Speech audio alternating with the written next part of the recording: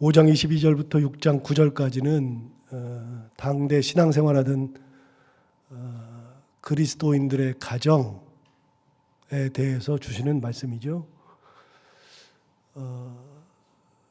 요즘 읽어보면 이게 마음을 불편하게 하는 구절들입니다. 또 요즘 읽어보면 우리랑은 맞지 않는 것이 많습니다. 예를 들어서 종들아 그랬는데 요즘에 종이 어디 있습니까? 상전들아 그러는데 요즘 상전이 어디 있습니까? 그리고 요즘 시대에는 종이 없는 시대니까요. 그러니까 이런 것들은 성경에서 빼도 아무런 상관이 없을 정도가 됩니다. 또 요즘 시대의 그 개념과는 많이 다릅니다. 그래서 약간 불편하기도 합니다. 빼도 상관이 없는 구절이 있는가 하면요. 있는 것은 뺄 수는 없으나 굉장히 불편하기도 합니다. 아내들에게 하는 말, 남편들에게 하는 말, 이런 것들, 이게 지금 시대와는 전혀 맞지 않는 것들이 꽤 많이 있습니다. 그래서 이 부분은 다시 한번 새겨서 볼 필요가 있습니다. 먼저 아내들에게 하는 말을 한번 볼까요? 5장 22절부터 24절까지가 아내들에게 하는 말인데요. 아내들이여 자기 남편에게 복종하기를 주께 하듯 하라 그랬는데 여기서 가장 불편한 단어는 복종이라는 단어입니다. 아내가 남편에게 복종한다. 이거는 우리나라에도 몇십 년 전에는 맞는 용어일 수도 있었습니다. 그러나 지금 시대에는 아내가 남편에게 복종한다는 것은 시대착오적인 그런 언어죠. 저는 개인적으로 말이 안 된다고 생각합니다. 옛날에는 여자가 남자보다 열등하다고 생각했던 때가 있었습니다. 그러나 열등한 것은 말도 안 되는 얘기죠. 어느 순간에 저도 옛날에는 그런 생각을 가지고 있었는데 점점 변해서 지금은 남자와 여자가 평등하다고 생각합니다. 똑같습니다. 그런데 사람들은 태어나면서부터 죽을 때까지 서열을 나누는 것이 특징이라고 그랬죠. 그래서 위와 아래 서열을 딱 나누는 것을 굉장히 좋아하기도 하고 그게 편합니다. 그런데 서열의 문제가 아니라 항상 교회도 가정도 사회도 사실은 하나님의 개념에서는 서열이 아니라 질서입니다. 질서와 서열은 헷갈리기가 굉장히 쉽지만 분명한 차이를 가지고 있습니다. 서열은 위아래가 존재하지만 질서는 위아래가 존재하는 것은 아닙니다. 하나님께서 그 질서에 의해서 역할을 달리하셨고 그 역할에 의해서 이끌어가는 주체가 달라지는 겁니다. 그거에 대해서는 나중에 이제 상세하게 좀 설명을 해드릴 기회가 있을지 모르겠습니다만 그런데 이 개념이 언제 등장했냐면 당대의 개념입니다. 물론 우리나라도 이 당대가 2000년 전인데 우리나라도 조선시대는 이 개념을 가지고 있었죠. 그리고 일제시대 때도 이런 개념을 가지고 있었고 불과 한 10여 년 전, 20년 전만 해도 이 개념이 불편하지 않았었습니다. 그런데 이제 사회가 변했고요. 그리고 보다 좋은 사회로 나아가고 있습니다. 그래서 복종이라는 단어는 저는 왠지 불편합니다. 여러분 그런데 성경의 언어는요. 성경의 언어는 당시의 사회상을 반영하고 있다는 것을 꼭 기억하셔야 합니다. 당시의 사회상은 그랬습니다. 여러분 참 재밌는 게 있는데요. 성경 중에 하나님을 아버지라고 하는 표현을 싫어하는 페미니스트들이 있습니다. 그래서 하나님을 아버지라고 표현하는 아버지라고 부르느니라 이 표현들을 굉장히 불편해해서 성경을 그분들이 새로 만들었는데 그걸 전부 다 어머니라고 바꾸었습니다. 여러분 저는 그 표현도 맞다고 생각합니다. 어머니가 좋습니다. 제가 요즘 그러죠. 에베소서 1장에 우리에게 주신 하나님의 신령한 복을 이야기할 때 성경은 분명히 뭐라고 하냐면 하늘에 속한 모든 신령한 복이라는 것은 세 가지인데 그 순서대로 우리를 택하시고 예정하시고 자녀 삼았다. 제가 계속 얘기하지만 성경은 에베소서 1장에서는 자녀 삼았다고 하지 않습니다. 우리를 아들로 삼았다고 이야기하죠. 그래서 우리를 택하시고 예정하시고 아들로 삼았다 그러는데, 여러분 당대에는 자녀라는 표현보다는 아들이라는 표현이 훨씬 더 편했습니다. 그러니까 아들이라고 얘기하는 거죠. 그런데 지금 제 머릿속에는 아들이라는 표현이 불편합니다, 저는. 그래서 자녀라고 제가 바꿔서, 성경과는 상관없이 자녀라고 바꿔서 이야기합니다. 그런데 여러분, 왜 아들이라고 그랬을까요? 당대의 개념입니다. 지금 시대의 개념에는 맞지 않습니다만 당대의 개념입니다. 그러니까 성경의 용어는 당시의 사회상을 반영하고 있다는 거 기억하시고 보시는 것이 굉장히 좋습니다. 여러분, 기독교의 윤리는 가변윤리라고 항상 말씀드리죠. 기독교 윤리는 고정 윤리가 아닙니다. 기독교는 윤리 자체가 고정된 적이 없습니다. 그러니까 구약시대의 신학적 사고가 신약시대에 들어서면서 신학이 변해져.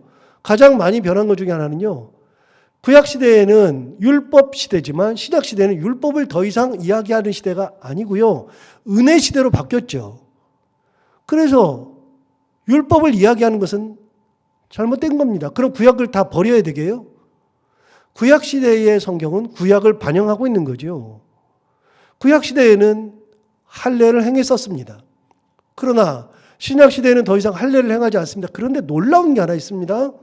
우리가 설교를 계속 들으면서 깨닫는 것 중에 하나가 있죠. 사도행전을 보면서 깨닫는 것도 있죠. 우리는 사도 바울이 왜 죽었느냐? 그럼 우리는 다 생각하기를 복음 전하다 죽었다고 생각합니다. 그러나 성경을 가만히 읽어보면요, 사도 바울은 복음 전하다 죽은 게 아니라요, 할례를 하지 못하게 했다는 누명을 쓰고 죽은 겁니다. 누가 잡은 겁니까? 예수 믿던 유대인들이 잡아 죽인 겁니다. 그냥 유대인들이 아니고요, 동일한 예수를 믿는 유대인들 중에 당대의 할례 개념을 가지고 있었던 사람들이 끊임없이 불편했습니다. 사도 바울이 왜 할례를 받지 못하게 할까? 할례가 필요 없다고 할까? 그것 때문에 너무나도 불편했습니다. 사도행전 15장에 의하면 최초의 예루살렘 공의회가 이루어져서 모든 기독교의 지도자들이 다 모여서 회의한 장면이 사도행전 15장에 나온다 그랬죠. 그 회의를 본받아서 AD 300년 넘어가면서부터는 칼케돈 회의랄지 니케아 회의랄지 그다음에 에베소 회의랄지 콘스탄티노플 회의랄지 그런 회의를 거치면서 기독교의 여러 교리들이 탄생하는데요. 그 회의들을 할 때는 많은 흩어져 있던 교부들이 모여가지고서 회의를 했었습니다. 그 전통의 시작이 사도행전 15장에 나오는 예루살렘 회의거든요. 공의회.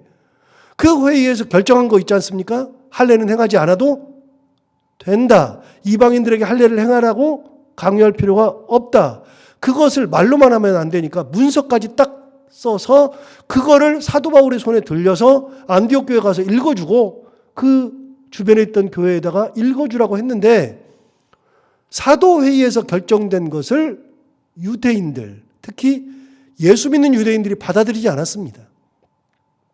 그래서 결국은 사도 바울은 무엇 때문에 죽었냐면 할례 때문에 죽은 겁니다. 복음 전하다 죽었다고요? 말도 안 되는 소리입니다. 성경을 잘못 알고 있는 겁니다. 복음 전하다 죽은 게 아닙니다. 우리는 그렇게 오해할 때가 있지만 사도 바울은 복음을 전하다가 죽은 적이 없습니다. 누구한테 잡힌 겁니까? 크리스천들에게 잡힌 겁니다. 크리스천이면서 유대인인 사람들, 그 사람들은 구약시대를 버리지 않았습니다. 그래서 끝까지 그러다가 사도 바울을 붙잡았고 결국 예루살렘에서 붙잡혔다가 가이사랴로 갔고 가이사랴에서 2년 동안 붙잡혀 있다가 가이사에게 항소하노라 그래서 로마에 갔다가 로마에 최소한 2년 넘게 있다가 거기서 순교했습니다. 여러분, 구약시대의 것들이 신약시대에 들어서면서 바뀌는 겁니다. 여러분, 고정된 것은 없습니다. 구약시대에는 첩을 둘 수 있었습니다. 마음껏 첩을 두어도 됐었습니다. 요즘 우리가 주일에 계속 말씀을 나누는 것처럼 솔로몬은 첩이 1000명입니다. 그거를 요즘 시대의 것으로 비난할 수 없습니다. 당대로서는 그런 사회였으니까요. 1000명을 두든 10,000명을 두든 비난받을 것은 아닙니다. 다만 솔로몬이 비난받는 것은 그러므로 해서 하나님을 떠난 것 때문에 비난받는 거죠. 하나님의 말씀대로 살지 않았기 때문에 정죄를 받는 거죠. 신학은 시대에 따라서 변합니다. 그래서 신약 시대에는 첩을 두지 않습니다. 신약 시대 내에서도 변합니다. 우리가 교회 생활하면서도 변한 것이 많이 있다고 말씀드렸죠. 제가 듣기로는 제가 본 적은 없습니다. 신학교 다닐 때 우리 선생님이 말씀하신 겁니다. 고려신학교라고 부산에 있는 신학교가 있는데 그 신학교는 이제 우리 장로교가 갈라질 때 가장 보수 쪽에 남았던 부류가 고려신학교인데 그 고려신학교는 1960년대에 여학생이 스커트 입었다고, 무릎 위에 오는 스커트를 입었다고 학교에서 제명됐습니다. 말이 되는 얘기입니까? 지금 그 신학교도 미니스커트 입고 다니는 학생들도 버젓이 다니고 있습니다만 당대에는 제명도 당했습니다. 제가 아는 분은요, 경주에 있는 진짜 큰 교회에서 목회하시는데 목사님이 반바지 입고 돌아다녔다고 교회를 쫓겨났습니다. 그런 것도 있었습니다. 말이 되는 얘기가 아니죠. 여러분, 반바지 입는 거하고 목사하고 무슨 상관이 있습니까? 반바지 입으면 안 됩니까? 그래서 저는 일부러 반바지 입고 돌아다닙니다. 여러분 보시다시피 저는 반바지 잘 입습니다.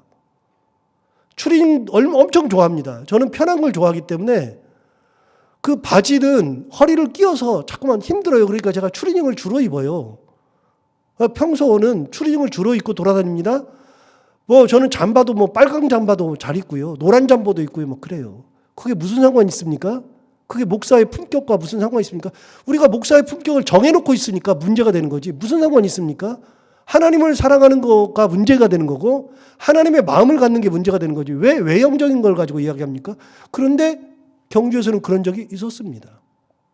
교회는요, 교회는 저기 드럼 들어온다고 사탄 막일 거라고 하던 시절이 있었습니다. 우리 교회는 단 한 번도 저 드럼이 교회 본당을 요즘 떠난 적이 한 번도 없습니다. 다 변합니다. 오늘 너무나도 좋아 보이는 게 모자 쓰고 계시는 분들이 계셔요. 옛날에 모자 쓰고 예배드리면 뭐라 그랬어요? 교회 들어와서는 모자를 벗어야지 이런 얘기 했었어요. 그런데 모자 쓰는 게 무슨 상관이 있습니까? 머리가 시려면 써야 되는 거지. 그걸 가지고서 예배가 되니 많이 하나님 좋아하니 많이 그럴 필요가 없지 않습니까? 그런데 얼마 전까지만 해도 모자 쓰면 큰일 나는 줄 알았습니다. 여러분, 기독교의 윤리는 가별 윤리입니다. 그러니까 지금 맞다 그래가지고서 1년 후에도 맞다 이야기는 못합니다. 그런데 기독교 윤리는 가별 윤리인데 주구장창 변하지 않는 것은 딱 하나 있습니다. 복음은 변하지 않는 겁니다. 복음이 변하지 않습니다. 하나님 우리를 사랑하신다.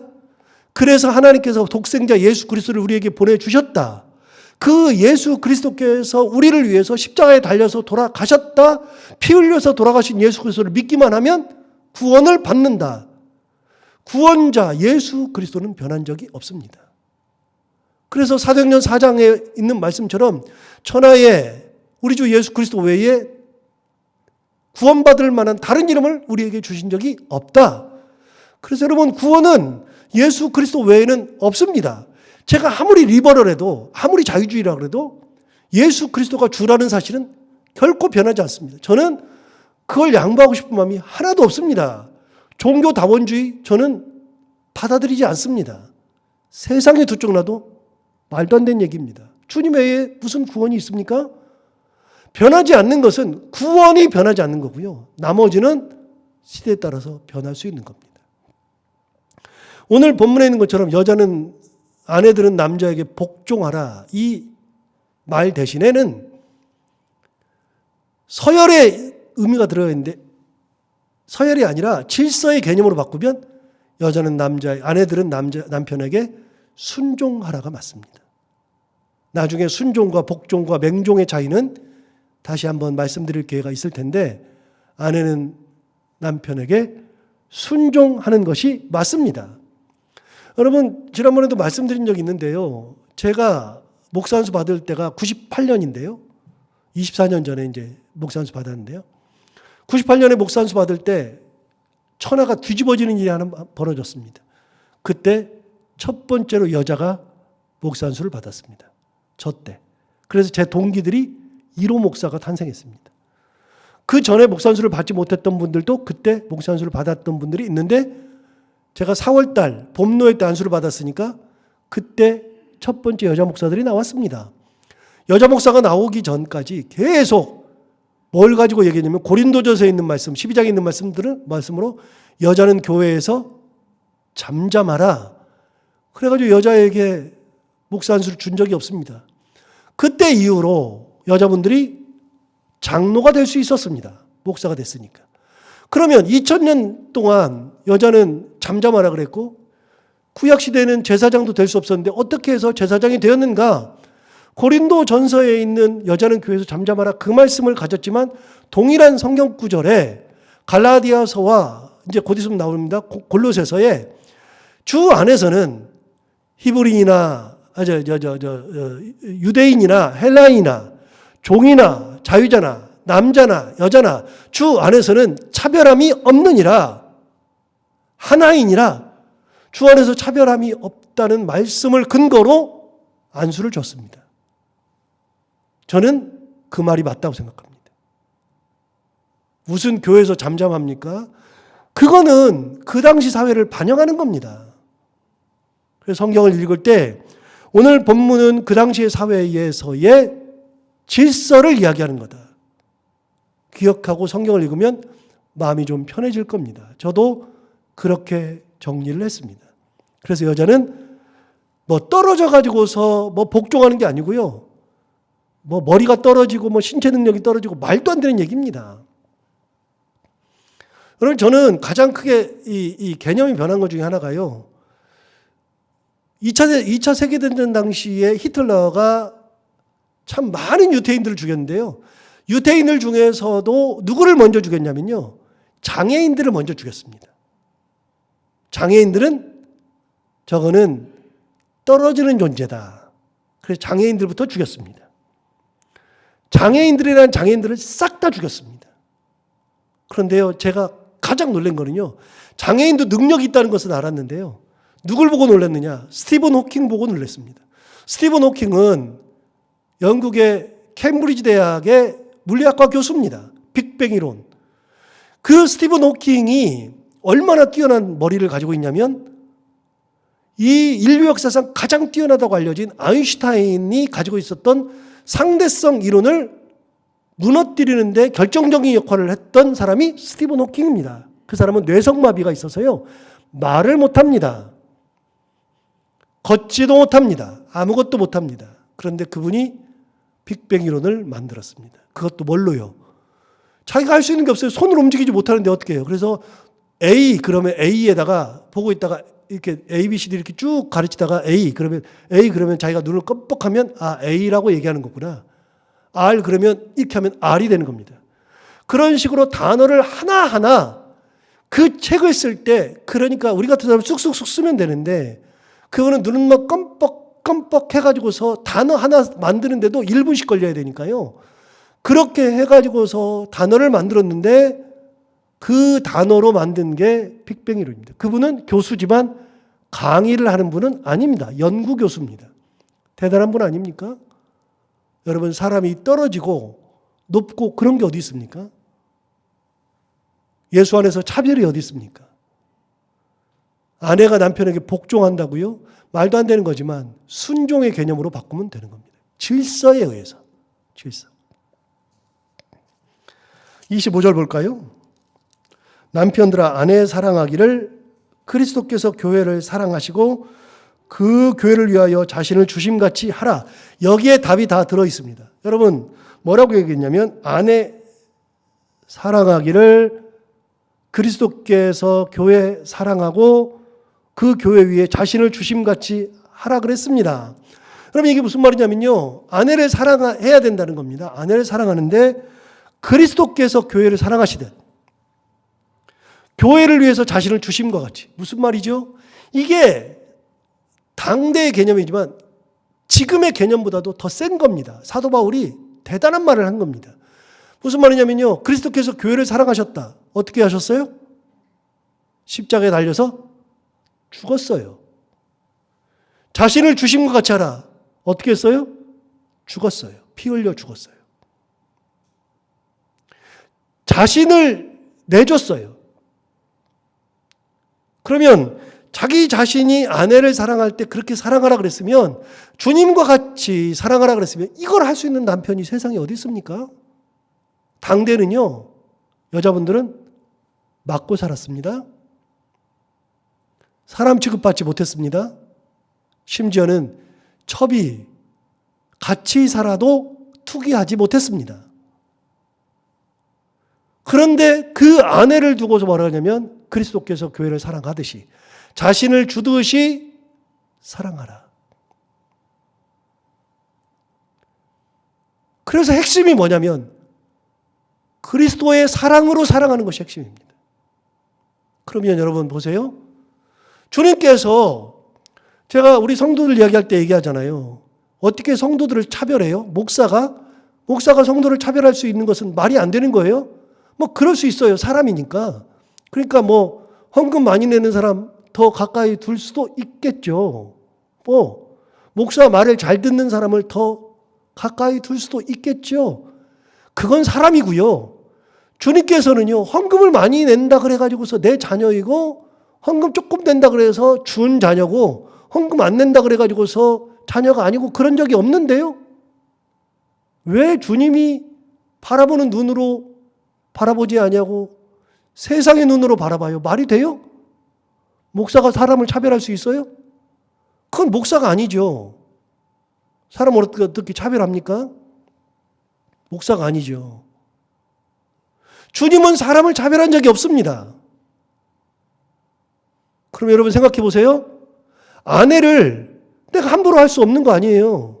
사랑해야 되는 거잖아요. 사랑하는데 어떻게?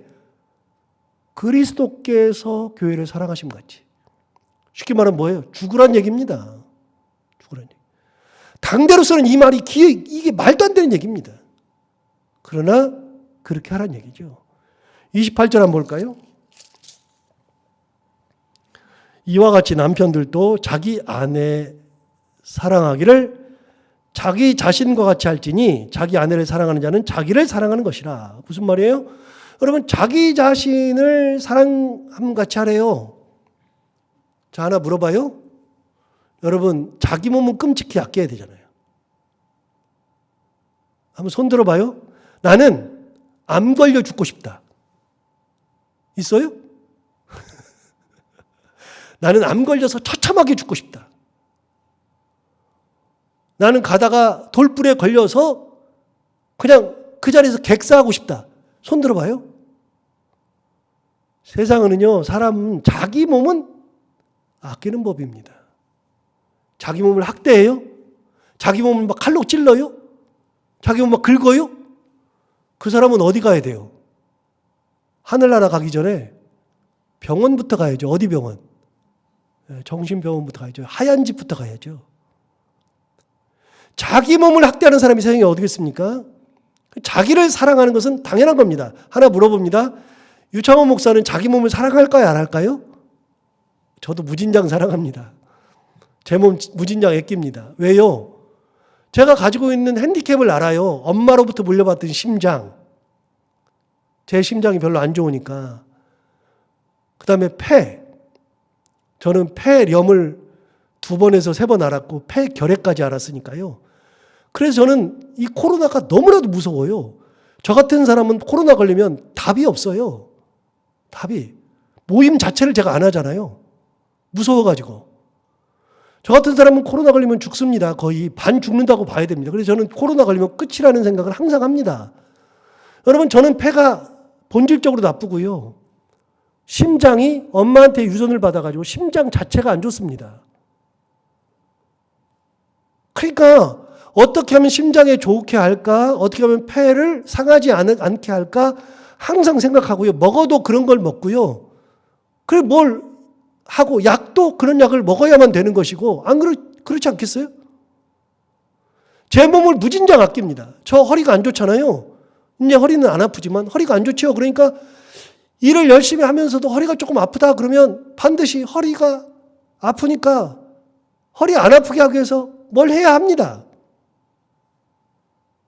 목사니까 자기 몸 안 아껴요? 다 아끼죠. 자기 몸은 다 사랑하죠. 여러분 똑같잖아요. 아니 암 걸려 죽고 싶은 사람이 세상에 어디가 있어요? 뭐 폐가 나빠가지고 폐결핵으로 죽고 싶은 사람이 어디가 있어요? 자기 몸을 사랑하죠. 자기를 학대하지 않죠. 어떻게 하라고요? 아내 사랑하기를 자기 자신을 사랑함과 같이 하라. 사도 바울의 정신 중에 진짜 뛰어난 정신이요. 자기 자신을 사랑하듯이 사랑하라는 겁니다. 28절 다시 볼까요? 이게 핵심입니다. 이와 같이 남편들도 자기 아내 사랑하기를 자기 자신과 같이 할지니 자기 아내를 사랑하는 자는 자기를 사랑하는 것이라. 자, 여기까지 하고 다른 것들은 집에 가서 그냥 읽어보시면 되고요. 중요한 개념만 하나 설명하겠습니다. 5절을 보시면 6장 이제 자녀들, 아비들, 뭐 종들, 상전들 나오는데 5절에 보시면 이렇게 얘기합니다. 종들아 두려워하고 떨며 성실한 마음으로 육체의 상전에게 순종하기를 뭐라 그랬냐면 그리스도께 하듯 하라. 7절 볼까요? 기쁜 마음으로 섬기기를 주께 하듯 하고 사람들에게 하듯 하지 말라. 제가 이제 개인적인 얘기하면 우리 전도사님이 저 고등학교 때 그분이 수첩에다가 뭐 이렇게 써가지고 넣고 다녀요. 그분이 넣고 다니는데 가끔 꺼내서 우리에게 보여줘요. 거기 뭐라고 써 있냐면 이렇게 써 있습니다. 주께 하듯 하라. 이걸 써가지고 다녀요. 주께 하듯 하라. 그리스도께 하듯 하라. 답이 나온 거 아닙니까? 여러분 사람을 대할 때 주께 하듯 하면 됩니다. 차별이 없습니다. 주님은 차별하신 적이 없습니다.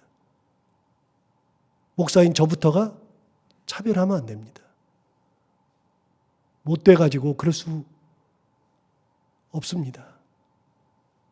기억하십시오. 5절, 7절 그리스도께 하듯 하라. 주께 하듯 하라. 자, 그럼 답이 나오죠. 아내는 남편에게, 남편은 아내에게, 아버지는 자녀들에게, 자녀들은 부모에게 어떻게 하라고요? 주께 하듯 하라. 오늘 이 귀한 말씀의 근본은 뭐냐? 자기 자신을 사랑하듯이 사랑하고 주께 하듯 하여라 하신 말씀 기억하고 그렇게 살아가는 저희들 모두가 다 되시기 바랍니다. 기도하겠습니다. 하나님 아버지 감사합니다. 오늘도 귀한 말씀으로 은혜 주셨습니다. 이 말씀 기억하고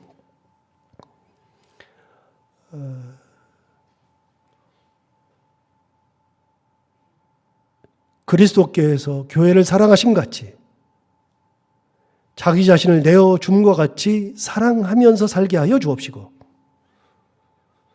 개념을 다 잊어버려도 주께 하듯 하라. 이것만 기억해도 사람을 대할 때 어떻게 대해야 될지 답이 나옵니다. 하나님 아버지, 우리가 인간의 몸을 입고 있기 때문에 인간적 생각할 때가 많고 세상에 살고 있기 때문에 세상적 생각, 기준으로 살 때가 많았지만 우리는 인간이기도 하고 세상에도 살기도 하지만 우리는 예수 그리스도의 사람들이므로 예수님과 같이 생각하고 그렇게 사랑하면서 살아가고 우리가 주님을 대하듯이 사람을 대하고 그렇게 살아가는 저희들이 다 되게 하여 주옵소서. 그것이 하나님의 뜻일진데 그 뜻대로 살아가는 저희들 되게 하여 주옵소서. 오늘도 하루를 살아갈 때 이 말씀을 기억하며 살게 하여 주옵시고 무슨 일에 다든지 누구를 만나든지 기쁨으로 잘 감당하고 그리고 웃고 행복한 하루가 되게 하여 주옵소서. 하나님 아버지 간절히 기도하고 원합니다. 구정 연휴인데 여기 계시는 모든 분들 사람 만나고 그래야 될 텐데 코로나 바이러스 걸리지 않게 꼭 지켜주시고 만나서 행복한 시간들을 보내게 하여 주옵시고 혹여라도 다툼이 있거나 혹여라도 기분 상하는 일 없도록 주님께서 지키시고 구정 명절 행복한 시간 잘 보낼 수 있도록 인도하여 주옵소서. 예수님 이름으로 기도하옵나이다.